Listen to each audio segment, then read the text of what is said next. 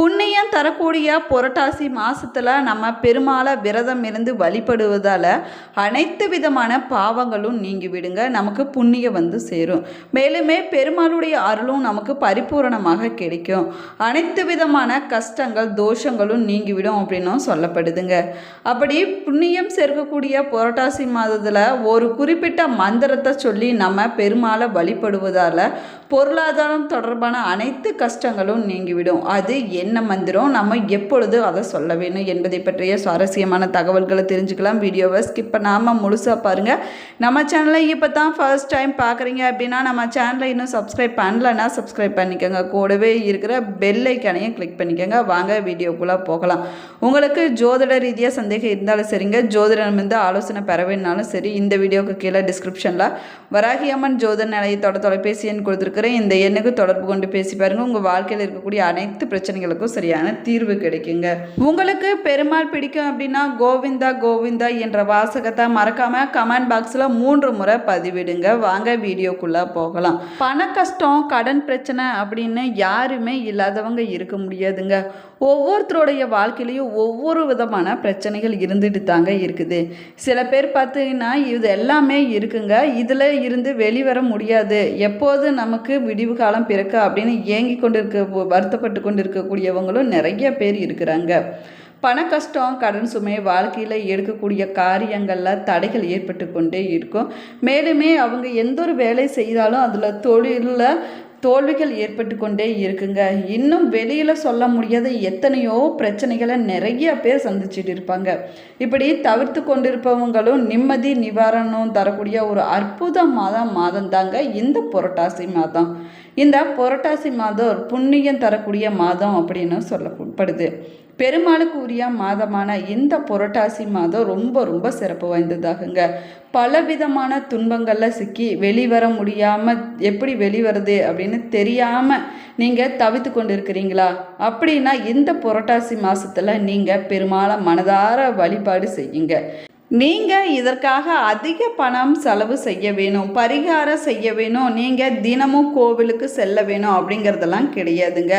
அதற்கு பதிலாக ஒரே ஒரு வழிபாட்டினை புரட்டாசி மாதம் முழுவதும் நீங்கள் செஞ்சுட்டு வாங்க. உங்களுடைய வாழ்க்கையில் நிச்சயமாக ஒரு மாற்றம் நிகழுங்க. அது என்ன பரிகாரம்னு பார்க்கலாம் வாங்க.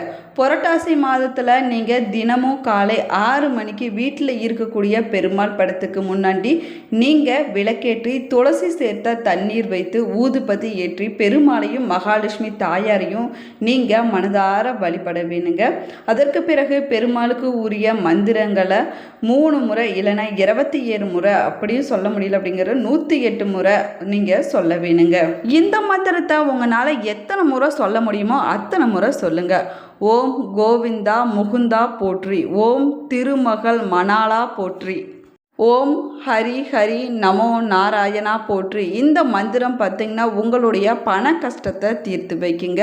வியாபாரத்தில் நல்ல முன்னேற்றத்தை கொடுக்குங்க. இது வரைக்கும் நீங்கள் வேலை செஞ்சுட்டு வருங்க, அதில் உங்களுக்கு உழைப்புக்கு ஏற்ற ஊதியம் கிடைக்காம இருந்திருக்கும், உங்களுக்கு சம்பள உயர்வு கிடைக்குங்க. இந்த மந்திரத்தை நீங்கள் புரட்டாசி மாதம் முழுவதுமே சொல்ல வேணும். மேலுமே கடன் தீர்வுக்கு நிச்சயமாக ஒரு பலன் கிடைக்குங்க.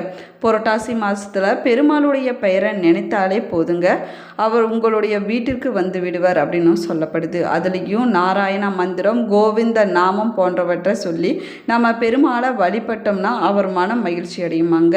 இந்த புண்ணியம் தரக்கூடிய புரட்டாசி மாதத்தில் உங்களால் முடிஞ்சிச்சுன்னா தினமும் இல்லைன்னா உங்களுக்கு நேரம் கிடைக்கும் போது, அப்படியும் முடியலங்கக்கூடியவங்க சனிக்கிழமை நாளில் மட்டும் பெருமாளுக்குரிய விஷ்ணு சகஸ்ர நாமத்தை சொல்லி நீங்கள் வழிபடுவது ரொம்ப ரொம்ப விசேஷமானதாகவும் சொல்லப்பட்டிருக்குது.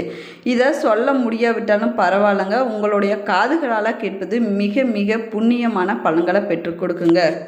உண்மையான பக்தியோடு ஒரே ஒரு முறை நீங்கள் அழைச்சாலே போதுங்க, வெங்கடேஷ பெருமாள் ஓடோடி வந்துடுவாருங்க. அவரை நீங்கள் 1000 நாமங்களை சொல்லி மனதார நீங்கள் வழிபட்டு அழைச்சிங்கன்னா வராமலாக இருப்பார். உலகத்திற்கையே படியழைக்கக்கூடிய பெருமாள் வந்தால் அவரது திருமார்பில் நீங்கள் குடியிருக்கும் மகாலட்சுமி தாயாரும் வந்துடுவாங்க அப்படின்னும் சொல்லப்படுது.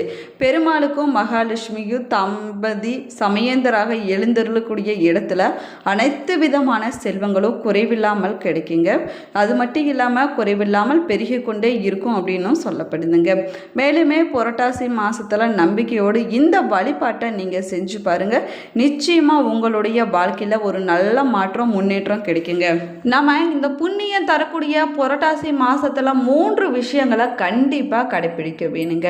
அது என்னன்னு பார்க்கலாம் வாங்க. புரட்டாசி மாதத்தில் நீங்கள் செய்யக்கூடிய தான தர்மங்கள் பார்த்திங்கன்னா உங்களுக்கு 1000 மடங்காக திருப்பி கிடைக்கும் அப்படின்னு சொல்லப்படுது. நீங்கள் 10 ரூபாய் தானம் கொடுத்தீங்க அப்படின்னா உங்களுக்கு 100 ரூபாய் உங்களுக்கு வருமானம் கிடைக்குங்க. புண்ணியம் சேர்க்கக்கூடிய மாதம் புரட்டாசி மாதம் அப்படின்னு சொல்லுவாங்க. உங்களால் முடிந்த அளவுக்கு இந்த புரட்டாசி மாதத்தில் நீங்கள் தான தர்மங்களை செய்வது புண்ணியத்தை வாங்கி கொடுக்குங்க. அது மட்டும் இல்லாமல் இந்த மாதம் தெய்வத்திற்கு உண்டான மாதம் அப்படின்னு சொல்லப்படுது. பித்ருக்களுக்கு உண்டான மாதம், தேவர்களுக்கு உண்டான மாதமாகுங்க. அப்படி இந்த மாதத்தில் மகத்துவமான வார்த்தையால் நம்மால் சொல்ல விட முடியாதுங்க. தெய்வ கடன், பித்ரு கடன், தேவர் கடன், மனிதருக்கு இருக்கக்கூடிய இந்த 3 கடன்களிலிருந்து விடுபட வேணும் அப்படின்னா புரட்டாசி மாதத்தில் நம்ம இறை வழிபாடு செய்ய வேணுங்க. தான தர்மங்கள் செய்வது தாங்க ஒரே வழியும் கூட. முதல்ல இந்த மாதத்தில் முன்னோர்கள் வழிபாடு செய்வது ரொம்ப ரொம்ப சிறப்பானதாகுங்க.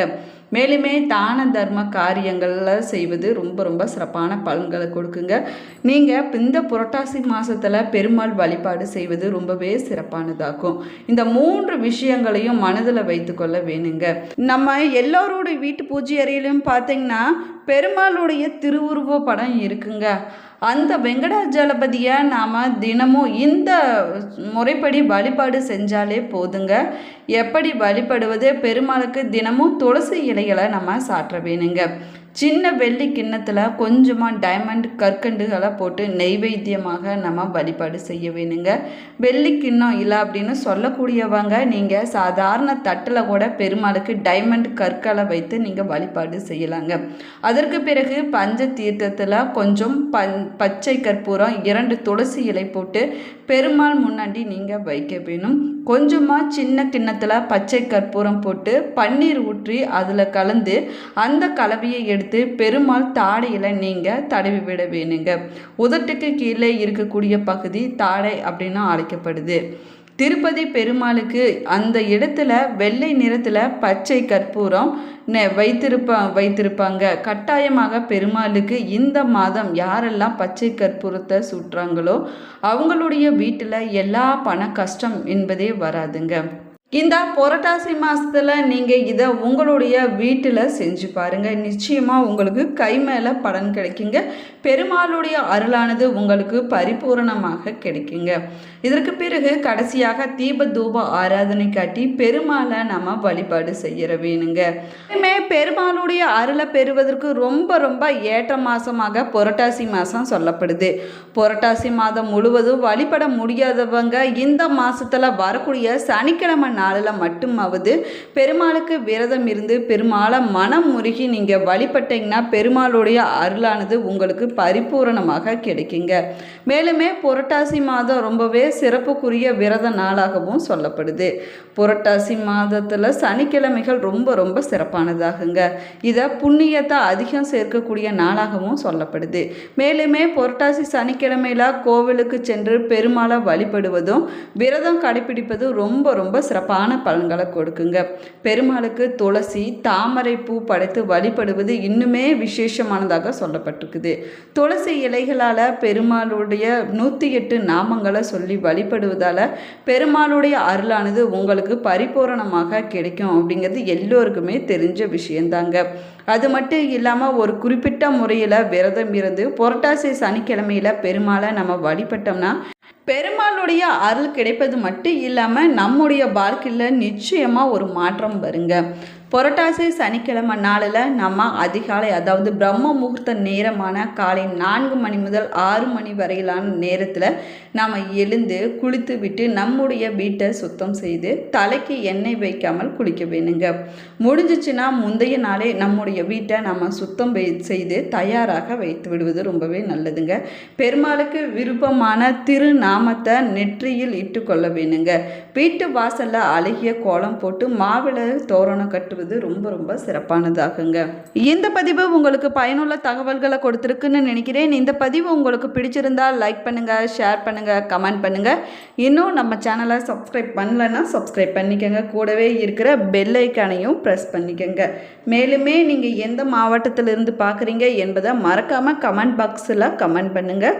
நீங்கள் புரட்டாசி மாதத்தில் வரக்கூடிய சனிக்கிழமை விரதத்தை கடைப்பிடிச்சிங்கன்னா உங்களுடைய கருத்துக்களை பதிவிடுங்க. Thank you friends.